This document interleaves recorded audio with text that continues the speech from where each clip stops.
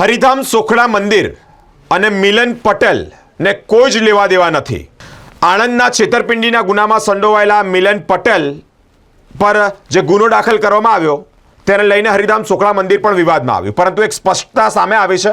હરિધામ સોખડા મંદિરના જેએમ દવે દ્વારા આ સ્પષ્ટતા કરવામાં આવી છે કે લગભગ 4 વર્ષ પહેલાં આ મિલન પટેલ હરિધામ મંદિર છોડી અને સાંસારિક જીવન જીવવા માટે નીકળી ગયા હતા. એટલે કે 4 વર્ષ થઈ ગયા મિલન પટેલ અને હરિધામ સોખડા મંદિરને છૂટા પડીએ. હાલ અત્યારે મંદિર સાથે મિલન પટેલને કોઈ જ લેવા દેવા નથી.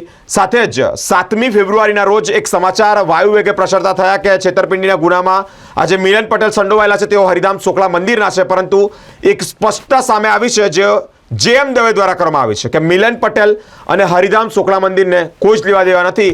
એક મંદિર તરફથી એક પત્ર પણ રજૂ કરવામાં આવ્યો છે કે આ જે માહિતી આપવામાં આવી છે તે માહિતી એટલે કે મિલન પટેલ અને હરિધામ સોખડા મંદિરના સંબંધને લઈને છે.